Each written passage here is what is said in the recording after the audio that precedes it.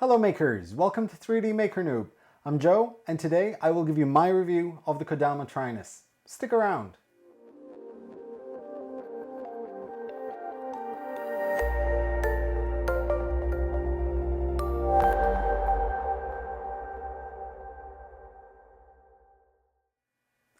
Welcome back makers. The time has come for me to give you my final thoughts on the Kodama Trinus. Now I've had this printer for quite a while now and it's been a lot of fun to have and an absolutely awesome addition to the lineup I have in my office. Now, the Trinus was part of a Kickstarter campaign back in 2016 if I'm correct, and the goal for the successful completion of the campaign was $50,000. The Trinus right here just got over $1.6 million in pledges. Ergo, it was a very successful campaign. Now, since then, to my knowledge, all backers have had their units delivered, and it is now in full production mode with warehouses in the US, Europe, Australia, and Asia. So, if you ever want to buy one of these in any of those continents, import taxes should not be an issue. Now, Kodama is a company with a handful of employees. It's named after a pioneer in 3D printing, Hideo Kodama. Now, Hideo Kodama was the first person to ever make a published account of a 3D printer, of a 3D printed solid model back in 1981. Yes, that's over 35 years ago. That's how long 3D printing has been around. Now, not only is Kodama, the 3D printer company, honoring Hideo Kodama for his contribution to the industry, but Kodama are said to be spirits that inhabit trees in Japanese folklore. Now, seeing as trees also grow by producing layer upon layer of, well, skin, there is no name more fitting for a 3D printing company than Kodama. The Trinus is very much what you expect a solid printer to be in any way possible. It comes in a kit which takes no more than about 45 minutes to assemble due to its modular design. You can refer back to my live build of the Trinus. It is all metal and uses lead screws for each axis present, making it extremely accurate. Now the print volume is 120 by 125 by 125 millimeters. However, if you do purchase and install the heat bed, you will lose around half a centimeter from the height due to additional bays for the heat bed. It takes standard SD card and can also be tethered via USB and connected to its own slicer, Pango. We'll get to Pango later on. Now, while the Trinus can essentially print at around 100 millimeters a second as advertised, I found that print quality starts deteriorating if you go over 65 to 70 millimeters a second. To be honest, I rarely ever went over 50 millimeters a second unless I printed in vase mode. And slow speeds is where the Trinus shines. Now, due to the lead screws on all axes, the details of the prints come out insanely accurate and the print quality is quite beautiful. Temperatures on the hot end can reach up to 255 degrees and the heat bed should go up to about 110 degrees. However, I do not suggest pushing the heat bed that hard as the power brick does tend to get quite warm. Now, Kodama have confirmed that they are working on a more powerful power supply though, so that shouldn't be an issue in the long run. Kodama have also released a hot end sock in order to maintain the constant hot end temperatures, as sometimes you might get a drop in hot end temperature due to the cooling fan being too efficient. Now the main printer kit costs €399, and at the time of this review, the EU site does state that they are including free shipping. Now, to sweeten the deal even further, Kodama have been very generous and offered me a discount code which I can extend to you guys if you decide to purchase a Trinus 3D printer. However, it does cover only the Trinus kit, no additional extras. Now I'll leave the code in the video description. Now the LCD screen, the heatbed, enclosure unit, and laser are all additional attachments you can purchase from their site. The enclosure and laser unit cost around €100 each. The LCD screen is around €60 if I'm not wrong. And the heatbed cost, I think, was around 40 or 50 euros. So well worth the investment. If you do intend on getting any upgrades, I truly suggest you get the LCD screen first, as it makes life much easier for you. While the heatbed helps a lot, if you had to choose just one option to start with, I highly recommend the LCD. While the user interface of the LCD is great to work with and holds some of the basic features you may need, such as homing, axis movement, print menu, pause and resume, and all that stuff, it does lack some basic controls which would have been very nice to have, such as heatbed temperature control and possibly also extruder control. Now, the enclosure is a great addition, especially if you want to print with ABS. It comes in a kit consisting of an aluminum frame and dark but see-through acrylic panels all around. It took me, I think, around half an hour to 45 minutes to put it together, so it's really no big deal. The only downside, not just this, but I am guessing any enclosure without air filtration, is that the ABS smell tends to hover around inside the enclosure for quite a while. However, while printing, the smell was much less noticeable in the office than without the enclosure. I have to say that a lot of thought went into design of this enclosure, as it is attached via 4 thumb screws and kind of like small L-shaped plastic brackets which help it just lock in place to the base of the printer itself. Now this comes in extremely handy, as you don't have to hassle if you simply want to take off the enclosure to change the laser head to the print head and vice versa. Now the laser unit is probably one of the most fun additions to have with this printer. Swapping around the unit is extremely easy. All you need to do is simply undo 2 screws which hold the 3D printer head in place, unclip the color-coded connectors, and you're done with the first part. Then all you need to do is stick on the laser head with the 2 same exact screws that you took off and clip the laser wire with the connector, and you are good to go. I mean, I first tested the laser unit head with cardboard, which by the way, don't do it, especially if you have a fire alarm. It won't burn, or at least it didn't in my case, but it will smoke the hell out of the room you are in. So yeah, I tested it out on some cardboard just so I can dial in the laser, as I didn't have any wood available at that time. But then I went to buy some. I bought some balsa wood and started testing on that, all the way up to pine and mahogany, and the results absolutely spectacular. I truly wasn't expecting this kind of detail in laser engraving, or laser etching in this case, but any kind of wood I threw at it, it printed out flawlessly.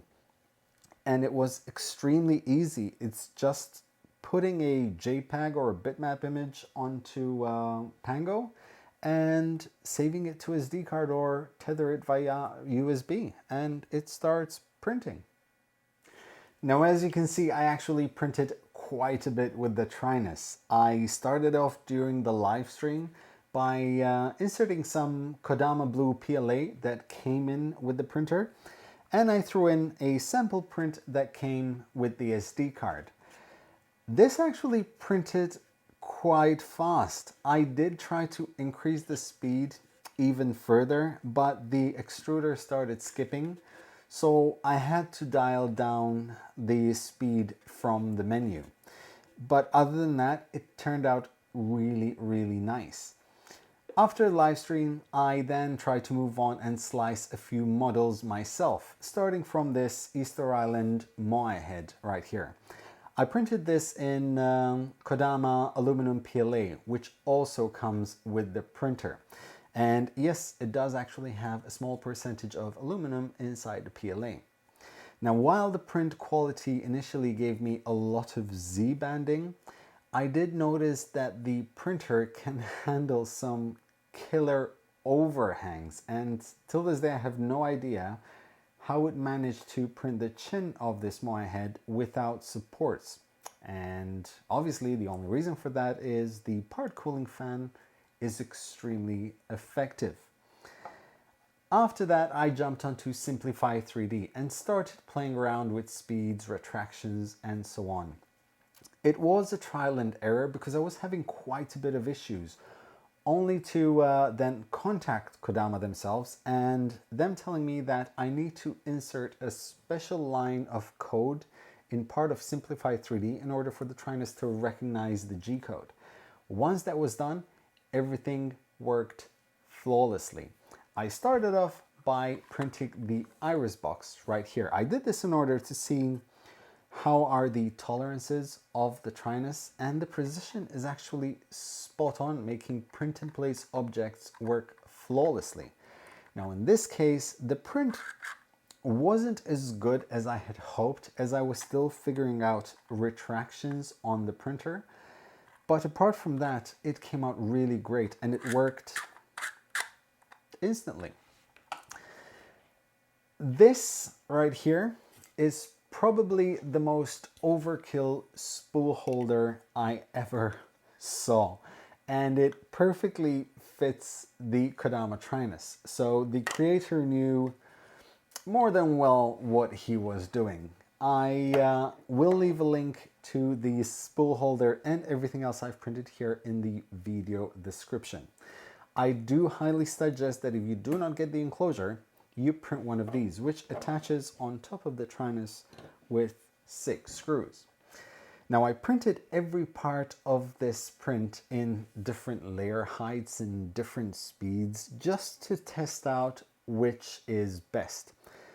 Surprisingly, it actually still went together nicely, including the thread right here for the main spool holder, because this prints, hold on, a bit more, can go grab a coffee, overkill, there. It prints in 4 parts, and the threads still worked even though they were printed in different layer heights, speeds, extrusion multipliers, retractions, everything was different, but it works perfectly. After that, I started playing around with layer heights, retraction speeds, until I can dial in the settings, and the more I printed, the better the prints were coming out. I printed an oversized Benchy, also in Kodama Blue PLA. I also printed this little fellow from my manufactory at 50 microns, and it turned out absolutely great. And from there, I started refining even further and printed out this cute dragon. And I did this because a lot of people have difficulty printing this dragon, but I really, really wanted to prove that the Trinus can do it. And this was also printed in 50 micron layer heights in Fillamentum Extrafill Silver PLA. Then I printed this Mew, also in 50 millimeters layer height with Fillamentum, this time with Traffic White Extrafill PLA. Now, as you probably noticed, most of the layers used in the majority of the prints were at 50 microns and at 35 millimeters a second, as this is where the Trinus really showed its strong point. It can handle fine layers and small details with insane accuracy. Now, when I did the live stream, following a few days after that, a couple of users or a couple of viewers mentioned that this is not a maker's or a hobbyist printer. I kind of took that to heart, and I wanted to print something that a hobbyist would print. And in comes Darius right over here, printed at 50 micron layer heights in thermosensitive filament by Emotiontech. The print came out absolutely great, bar the supports, of course, because this thing prints with an insane amount of supports. I still struggle at those. All it needs now is actually some finishing touches and paint, and it will be perfect. I also need to mention that there is someone who is printing an 18-foot kayak with the Trinus, and he's printing that in parts. So it just goes to show that print volume shouldn't always be the limiting factor of a 3D printer.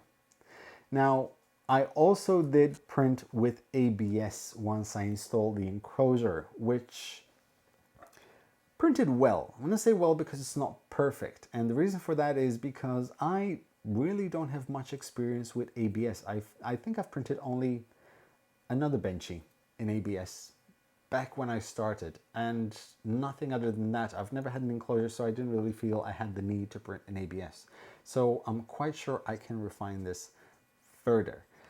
And once you dial it in, I'm quite sure, as I said, it'll print just fine because, I mean, look at everything else. Now, the Kodama team have documented pretty much every step of the Trinus in a massive library they have with videos showing you details on how to set up pretty much everything about this printer, whether it's the Trinus installation itself, enclosure build, heat bed installation, laser testing and calibration, etc.